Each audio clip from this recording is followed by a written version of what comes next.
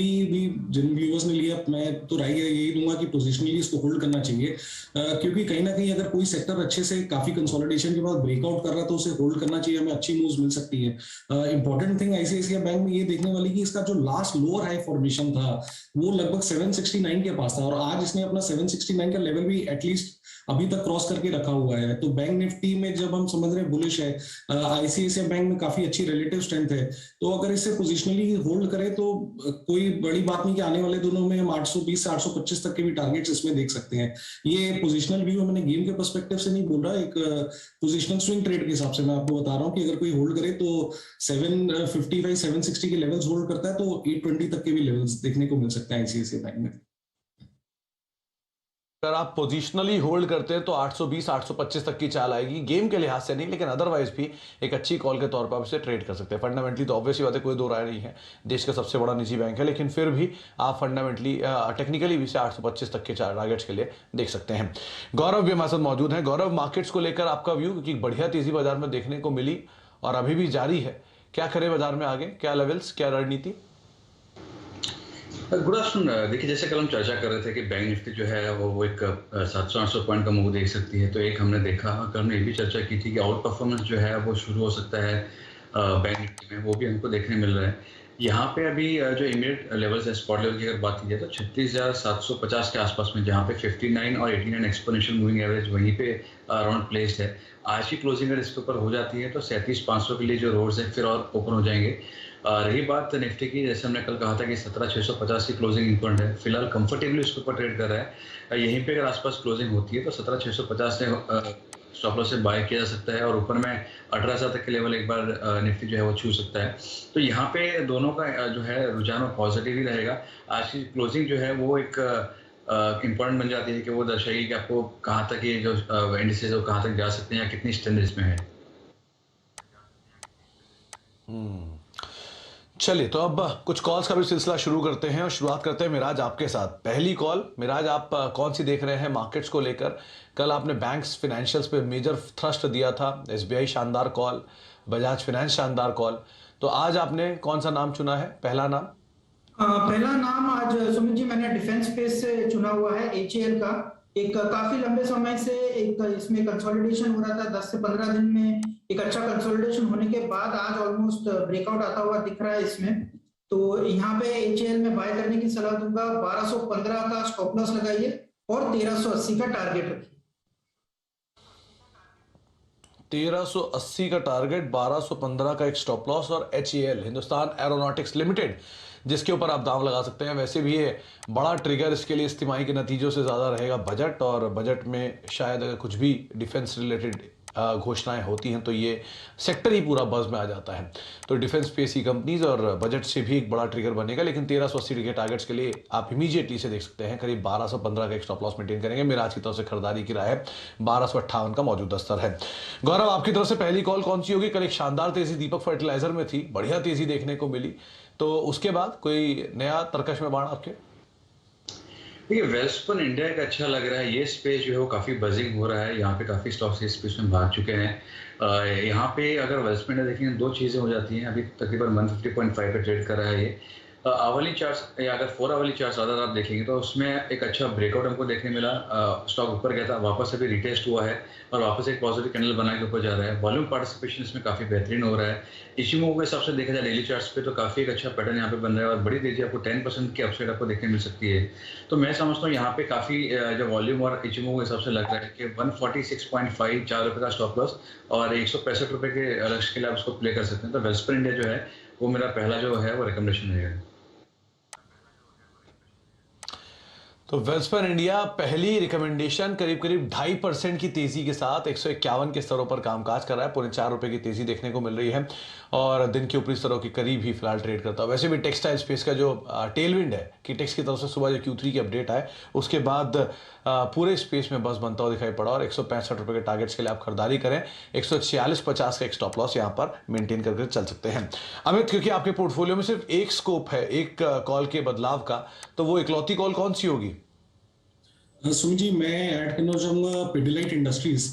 Pidilite industries हमने देखा कि एक इसकी रिलेटिव स्ट्रेंथ काफी स्ट्रांग है, मार्केट को आउट परफॉर्म कर रहा है कई दिनों से। इसमें एक राउंडिंग पैटर्न भी देखा गया है। लास्ट 3-4 दिन में हमने कंसोलिडेशन देखा था इसमें, काफी नैरो रेंज में और काफी कम वॉल्यूम पे, बहुत ही स्मॉल कैंडल साइजेस थे, और आज उसका हमने ब्रेकआउट देखा है। तो पिडिलाइट जिसका प्राइस अभी 2522 है, इसे हम खरीद सकते हैं with a stop loss of 2470, और टारगेट रहेगा इसका 2650 का। 2650 के टारगेट्स के लिए पिडिलाइट इंडस्ट्रीज में आप खरीदारी कर सकते हैं। करीब करीब 2470 का एक स्टॉप लॉस मेंटेन कर सकते हैं। 2521 इसका मौजूदा स्तर है। फंडामेंटली ऑब्वियसली बात है, कोई दो राय नहीं इस कंपनी के ऊपर। 2% की तेजी के साथ डे हाई के आसपास कामकाज कर रहा है, लेकिन टेक्निकली भी आपको 2650 के टारगेट्स के लिए खरीदारी करनी है। 2470 का एक स्टॉप लॉस आप मेंटेन कर सकते हैं।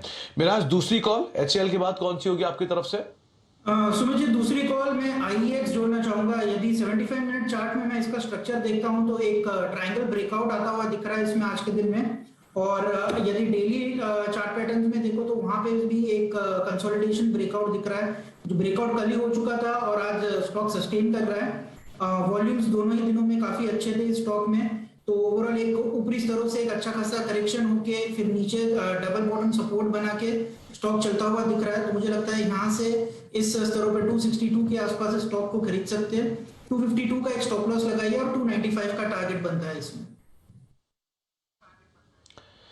252 का एक स्टॉप लॉस और 295 के टारगेट्स के लिए आप IEX पे दांव लगा सकते हैं। 262-63 का मौजूदा स्तर है। 1.5% की बढ़त है, और मिराज का मानना है कि शायद यहाँ पर तेजी और एक्सटेंड होते हुए दिखाई पड़े, और 295 रुपए के टारगेट्स के लिए आप IEX को देखेंगे। 252 का एक स्टॉप लॉस यहाँ पर मेंटेन करेंगे। गौरव, आपकी तरफ से दूसरी कॉल कौन सी होगी? देखिए, मैं एक थोड़ा इंतजार करूंगा सेकंड हाफ के लिए, क्योंकि अगर सस्टेन हो जाता है मिड कैप स्पेस का जो रैली चल रही है वो, तो मैं ऐड करना चाहूंगा यहाँ पे। फिलहाल मैं एक बार रिजर्व रखूंगा एक कॉल मेरे लिए। अच्छा गौरव, एक बात और, आपने कल दीपक फर्टिलाइजर बताया था, 8% की एक शानदार तेजी कल के सत्र में आते हुए दिखाई पड़ी। तो इतनी बड़ी तेजी के बाद निकल जाए जिनके पास है, या पोजिशनली भी इसे होल्ड कर सकते हैं? देखिए, जब भी अगर आप दो चीज़ें आपको देखनी होती हैं। जब एक बार स्टॉक में कितनी जल्दी मूव आता है, तो कल हमने देखा कि एक अच्छा खासा मूव आपको देखने मिला। तो एक वो हो जाता है कि आप पार्शियल क्वांटिटी बुक कर लीजिए। दूसरा आप देखिए निफ्टी या आपकी जो ओवरऑल मार्केट से हो, तो मार्केट से अगर देखेंगे तो वो भी काफ़ी फ्लेयरिंग अप है। यहाँ पे अगर थोड़ा भी कंसोलिडेशन अगर आता है, तो जो स्टॉक्स काफ़ी तेज उछाल देख चुके हैं वो कंसोलिडेशन फेज में चले जाते हैं, थोड़ी डिप देखने मिल जाती है। तो वो हिसाब से पार्शियल क्वांटिटी आप बुक कर सकते हैं। आप बाकी ट्रेल कर लीजिए कॉस्ट पे स्टॉप लॉस, और राइड कर लीजिए। जैसे आपने कल चर्चा की थी 425-30 के लेवल एक बार देखने मिल सकते हैं, तो वो हो सकता है। लेकिन अगर जल्दी रिटर्न मिलता है तो एक बार पार्शियल प्रॉफिट बुक करना हमेशा एक अच्छी रणनीति होती है। अच्छा, तो पार्शियल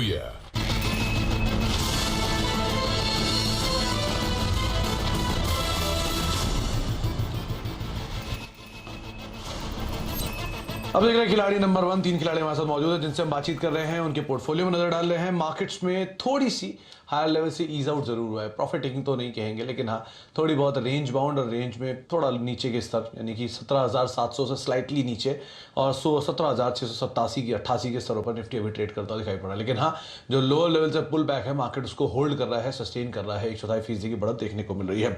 मिराज, आगे बढ़ने से पहले और आपके पोर्टफोलियो में नजर डालने से पहले एक बार SBI पे अपनी राय दीजिए। कल आपने SBI में तेजी की बात की थी, रादर बजाज फाइनेंस SBI दोनों में तेजी की बात की थी, और आज दोनों या कल दोनों ही तेजी में रहे। बैंक्स फाइनेंशियल पूरा ही मूव में रहा।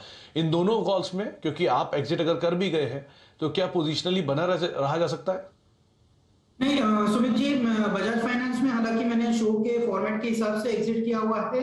SBI अभी भी कॉल ओपन है, और अगर किसी ने लिया है तो दोनों ही लेके रख सकते हैं। यहाँ से एक अच्छा खासा अपमूव अभी भी दोनों स्टॉक्स में आ सकता है, और अपने टारगेट्स के लिए, जैसे कि 7500 के आसपास का टारगेट था बजाज फाइनेंस का, और SBI का 494 का था, तो दोनों ही टारगेट्स के लिए होल्ड करके रख सकते हैं।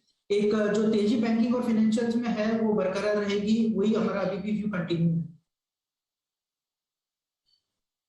है। तो SBI बजाज फाइनेंस को लेकर राय तो साफ रखी है मिराज ने, और डे हाई पर ट्रेड भी कर रहा है। करीब करीब 11 रुपए के आसपास की बढ़त यहां पर देखने को मिल रही है। एक अच्छा मूव बना भी हुआ है। गौरव, एक बारी राय आप दे IT स्पेस पे, क्योंकि बड़ी तेजी के बाद थोड़े बैकफुट पर है। इन्फोसिस, HCL, टेक महिंद्रा एक बड़ी तेजी के बाद थोड़ा सा नीचे आते हुए दिखाई पड़े हैं। तो क्या इन पोजिशंस के अंदर अभी बने रहना चाहिए? किसी के पास है तो ये गिरावट का फायदा उठाए, कैसे ट्रेड करें इनको? देखिए, जो एक निफ्टी आईटी स्पेस की अगर बात की जाए इंडेक्स की अगर, तो जो ब्रेकआउट हुआ था उसके एक बार के लिए अगर देखा जाए तो टारगेट्स आ चुके हैं। यहाँ पे अगर किसी ने ऑलरेडी बाय किया है नीचे लेवल्स पे, अभी तो काफ़ी ऊपर स्टॉक जा चुके हैं, तो पार्शियल क्वांटिटी बुक करके होल्ड किया जा सकता है, क्योंकि ये निफ्टी आईटी एक पेकुलर पैटर्न हुई है। डेली चार्ट आपको ब्रेकआउट देखने मिलेगा, आवली पे फिर आपको कंसल्टेशन देखने मिलेगा, फिर आपको सबसेट देखने मिलती है। तो यहाँ पे स्ट्रक्चर बहुत खराब लगे एट दिस स्टेज वैसा नहीं है, लेकिन एक काफ़ी स्ट्रांग उछाल आ चुकी है। जैसे हमने पहले भी चर्चा की थी, एक क्विक मूव अगर देखने मिलता है और निफ्टी भी आपके बेंचमार्क इंडिसेस अगर क्रिटिकल लेवल्स पे आ जाते हैं, तो एक बार पार्शियल प्रॉफिट बुक करना हमेशा एक फायदेमंद सौदा हो सकता है। तो यहाँ पे आप बने रह सकते हैं, लेकिन पार्शियल क्वांटिटी जरूर बुक कर लीजिए। अच्छा, तो पार्शियल प्रॉफिट लेकर निकले, वैसे आप बने रहें। एक अपडेट आ रहा है आईडीएफसी फर्स्ट को लेकर, स्टॉक लेकर आइए, करीब करीब 0.5% के आसपास की गिरावट देखने को मिल रही है। 48% से बढ़कर कासा रेशियो 51.85%, रफली 52% के आसपास से कासा आया है। और जो हाउसिंग लोन बुक की ग्रोथ है वो करीब 44% के आसपास है। वाई बेसिस पर ये कंपनी ने इस तिमाही के अंदर अपना अपडेट दिया है। अपडेट के बाद शेयर में हायर लेवल से थोड़ा सा ईज आउट हुआ है, 49-50 के स्तरों पर कामकाज कर रहा है। अमित, आईडीएफसी फर्स्ट कोई व्यू रखते हैं आप इस पर? सुमित जी, एक्चुअली एकदम साइडवेज स्टॉक है, इसमें कुछ खास इसमें नहीं है। नीचे 44 की रेंज है और ऊपर 53 की रेंज है, काफी दिनों से इसी रेंज में घूम रहा है। कोई स्ट्रेंथ नहीं है स्टॉक में, तो मेरे हिसाब से इसको अवॉइड ही करना चाहिए, both from swing and investment point of view. काफी साइडवेज चार्ट है, इसमें लेके कोई खास मजा नहीं आने वाला है। अच्छा, तो बहुत ज्यादा नहीं, लेकिन हाँ एक रेंज बाउंड ट्रेड जरूर देखने को मिल रहा है। चलिए एक एक करके पोर्टफोलियो पर नजर डाल लेते हैं। शुरुआत करते हैं अमित के साथ। अमित ने निफ्टी को लेकर राय तो अपनी साफ रखी कि 18,100 निफ्टी पर उनकी राय है, और इंडिविजुअल कॉल्स में उन्होंने एक कॉल आज नई ऐड की है, वो है पीडीलाइट। एग्जिस्टिंग कॉल्स के साथ वो ऑलरेडी चल रहे हैं, जिसमें आईसीआईसीआई बैंक पोजिशनल तौर पर 825 रुपए के टारगेट्स है, एलएनटी 2020 के टारगेट्स के लिए, और पीडीलाइट 2650 के टारगेट्स के लिए आप खरीदारी कर सकते हैं। 2470 का स्टॉप लॉस मेंटेन करेंगे। यहाँ पर उनको लगता है कि तेजी आते हुए दिखाई पड़ सकती है। रिटर्न्स आपकी स्क्रीन पे, यानी कंट्रीब्यूशन जो है वो आपकी स्क्रीन पर आएगा। एलएनटी 0.5% के आसपास कंट्रीब्यूट कर रहा है, आईसीआईसीआई बैंक 3% के आसपास कंट्रीब्यूट कर रहा है, और पीडीलाइट में मोर और less flat to positive side पर कंट्रीब्यूशन आता हुआ दिखाई पड़ रहा है। मिराज की तरफ से 2 नए नाम शामिल किए गए हैं। इसमें हिंदुस्तान एरोनॉटिक्स करीब 1380 रुपए के टारगेट्स के लिए खरीदारी की राय है, आईएक्स 295 रुपए के टारगेट्स के लिए खरीदारी की राय है, और एसबीआई में 496 रुपए के टारगेट्स के लिए वो ऑलरेडी बने हुए हैं। बजाज फाइनेंस में अपना प्रॉफिट बुक कर चुके हैं। कंट्रीब्यूशन आपकी स्क्रीन पर आएगा। एसबीआई करीब 2-2.5% का कंट्रीब्यूशन, 3.5% का कंट्रीब्यूशन यहां पर आ रहा है। एचएएल में करीब 0.5% का कंट्रीब्यूशन, और आईएक्स में फ्लैट टू नेगेटिव टोन पे कंट्रीब्यूशन आता हुआ दिखाई पड़ रहा है। गौरव ने पोर्टफोलियो में एक नाम ऐड किया है, वेल्सपन इंडिया का। 165 रुपए के टारगेट्स के लिए 146.50 स्टॉप लॉस मेंटेन करेंगे। एक पोजीशन अभी भी गौरव की ओपन है, जिसको वो during the day further add कर सकते हैं। कंट्रीब्यूशन वाइज उनकी जो एग्जिस्टिंग कॉल्स हैं उनका और वेल्सपन इंडिया कंट्रीब्यूशन में करीब 1.5% के आसपास कंट्रीब्यूशन वेल्सपन इंडिया उनको फिलहाल दे रहा है। और गौरव ने बिल्कुल साफ राय रखी है कि आप समय समय पर प्रॉफिट्स को बुक करते रहें, और इसीलिए गौरव का जो रिटर्न है वो लीड कर रहा है। 9% के रिटर्न के साथ गौरव फिलहाल लीड करते हुए, मिराज 6% का रिटर्न, और अमित भी करीब 4.5% रिटर्न जनरेट कर रहे हैं। और लेकिन तीनों ही जो खिलाड़ी हैं उनकी जो कॉल्स हैं उनमें एक शानदार मूव बीते 2 दिनों में देखने को मिल रहा है। बहुत बहुत शुक्रिया गौरव आपका भी, अमित आपका भी, और मिराज आपका भी हमारे साथ मौजूद रहने के लिए और ये सभी कॉल्स देने के लिए, बाजार पर अपनी राय। Through my online store alone, we've sold over $500,000 worth of spices. That's so crazy. I went from selling to my town to selling nationwide in 1 week. It's a whole new business now. I built a multi-million-dollar company just on the topic of that time of the month. Culinary sales have grown 535% in the last year. With such rapid growth, I rely on Wix Analytics to make smart business decisions. As I grew, I started to use more features of Wix, Adding in the tracking, printing labels, the shipping. This email campaign It launches its IPO on NSE Emerge platform with issue price of ₹51 per equity share. IPO opens on 31st December 2021 and closes on 4th January 2022. IPO lead managed by Finshore Management. CSC, experience the new.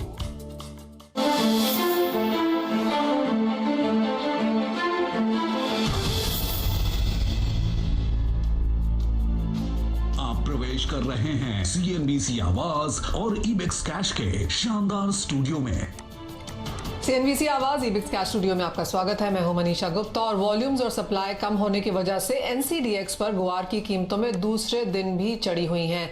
वहीं OPEC और allies की बैठक से पहले कच्चे तेल और hedging बढ़ने से सोने की कीमतों में भी तेजी है। ऐसे में आपको क्या स्ट्रैटेजीज अपनानी चाहिए, जानेंगे अपने खास मेहमानों से। IIFL सिक्योरिटीज के अनुज गुप्ता और मोतीलाल ओसवाल फाइनेंशियल सर्विसेज के किशोर नार ने हमारे साथ जुड़े हैं। गुआर पर बात करने के लिए एग्री कमोडिटी एक्सपर्ट पुखराज चोपड़ा भी हैं। लेकिन शो की शुरुआत करते हैं सेबी के बड़े फैसले से।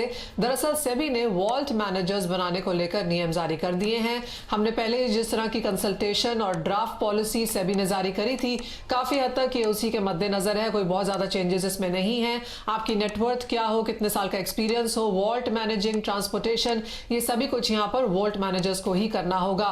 क्लियरली पिछले साल में सितंबर में हमने यहाँ पर मंजूरी आते हुए देखी थी और ये साल काफी हद तक जो पिछले साल अनाउंसमेंट्स और अप्रूवल्स आए थे, वेदर यहाँ पर किस तरह के इंप्लीमेंटेशंस होते हैं, क्या नई पॉलिसीज निकल के आती हैं, वो देखना काफी इंपॉर्टेंट रहेगा। किशोर, आपसे पहले जानना चाहेंगे, of course silver ETF expected है कि इस क्वार्टर में लॉन्च हो जाएगा। सेबी की तरफ से हमने साल शुरू होते होते एक नया पुश आते हुए देखा है गोल्ड स्पॉट एक्सचेंज को लेकर। आप कैसे देखते हैं इन एक्सपेक्टेशंस को और किस तरह से ये बाजार में एक बेहतरीन ट्रांसपेरेंसी और प्राइस मेकिंग लेके आएंगे? Manisha, I think SEBI as a regulator जब से कमोडिटी का जो कंट्रोल लिया है कमोडिटी मार्केट का, आई थिंक तब से लगातार जो कमोडिटी मार्केट्स के लिए बेहतर हो सकता है वैसे रेगुलेशन लाने का कोशिश किया, जैसे प्रोडक्ट्स इंट्रोड्यूस करने का कोशिश किया है। और मुझे पूरी उम्मीद है कि बुलियन एक्सचेंज और जो बाकी अभी फॉर एग्जांपल ऑप्शंस को लेकर जो अभी नया गाइडलाइंस आया है, I think everything long term में सीमलेसली कमोडिटी मार्केट्स को ट्रांसपेरेंट और इफेक्टिव प्राइस डिस्कवरी मैकेनिज्म बनने में सहायता करेगा। और जो सिल्वर ETF की वजह से जो लिक्विडिटी आ सकता है सिल्वर कॉन्ट्रैक्ट में, वो अगेन जो प्राइम कमोडिटी से, बिकॉज अपना कमोडिटी मार्केट में बड़े मतलब आधे से ज्यादा हिस्सा जो है गोल्ड और सिल्वर का है, तो वहां पे जो न्यू लिक्विडिटी जो बोलते हैं, मतलब अभी तक जो है आई थिंक काफी समय से फ्लैट आउट हो चुका है market, number of traded contracts हो, कहीं ना कहीं वो एक प्लेटू टच किया हुआ है। अभी वो ये जो नया पार्टिसिपेंट्स की वजह से एक नेक्स्ट लेवल पे जाने का उम्मीद है और definitely it's a positive development. पिछले साल यहाँ पर हमने ये मंजूरी आते हुए देखी थी EGRs यानी कि इलेक्ट्रॉनिक गोल्ड रिसीट्स, और जो वॉल्ट मैनेजर्स क्या बनने की क्या प्रक्रिया है वो यहाँ पर क्लियरली जारी कर दी गई है। अब यहाँ हमारे साथ इब्जा के सुरेंद्र मेहता भी जुड़े हैं। सुरेंद्र जी नमस्कार। एक नया स्टेप, एक फर्दर स्टेप यहाँ पर देखने को मिला है। कितने वॉल्ट मैनेजर्स की गिनती यहाँ पर की जा सकती है? कब तक ये शुरू हो सकता है? कब तक आपको लगता है कि हम इसे ऑन ग्राउंड इंप्लीमेंट होता हुआ देखेंगे? देखिए, वॉल्ट मैनेजर तो हमारे हिसाब से लगभग 3 से 4 वॉल्ट मैनेजर इसके लिए अप्लाई करेंगे, क्योंकि ये एक स्पेशलाइज्ड जॉब है। यहाँ पे सिर्फ वॉल्ट मैनेजर को वॉल्टिंग फैसिलिटी नहीं प्रोवाइड करनी है, बल्कि उनको गोल्ड की प्योरिटी भी जो चेक करने का काम है वो उन्हीं को दिया गया है। और उसके बाद ही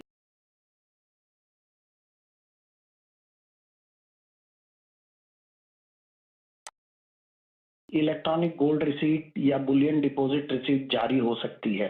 तो ये सिर्फ वॉल्टिंग का काम नहीं है, बल्कि यहाँ पे गोल्ड की प्योरिटी को लेकर भी बहुत बड़ा काम इन वॉल्ट मैनेजर्स के पास आएगा। हमें ऐसा लगता है कि यदि डोमेस्टिक स्पॉट एक्सचेंज अगले 3 महीने के अंदर मैं 1 अप्रैल मानता हूँ, 1 अप्रैल तक मुझे लगता है डोमेस्टिक स्पॉट एक्सचेंज शुरू हो सकता है गोल्ड के लिए, और साथ में ये पूरी प्रक्रिया इलेक्ट्रॉनिक गोल्ड रिसीट की शुरू हो सकती है। सुरेंद्र जी, आपसे इसके बारे में बात होती भी रही है, बाजार इसके लिए तैयार है, बुलियन इंडस्ट्री इसके लिए काफी समय से तैयार है, और जैसे आपने कहा ये प्रक्रिया काफी समय से ऑन है। अब इस साल में लगता है कि एक-एक करके स्टेप्स लिए जाएंगे और ये जो ओपन एंड्स हैं इनको क्लोज किया जाएगा, शुरुआत यहाँ पर देखने को मिल पाएगी। कितना चेंजेस हम इसका इंडस्ट्री में आता हुआ देखेंगे? देखिए, आज जब कोई भी व्यक्ति गोल्ड खरीदता है तो उसे एक हमेशा डर सताया हुआ रहता है कि ये गोल्ड रिस्पॉन्सिबल सोर्सिंग से लिया हुआ है कि नहीं, ये गोल्ड कोई इलीगल तरीके से तो भारत में इंपोर्ट नहीं किया गया है, या उसे अन्य प्रकार की जो क्या ये GST पेड गोल्ड है, क्या क्या इसके ऊपर कोई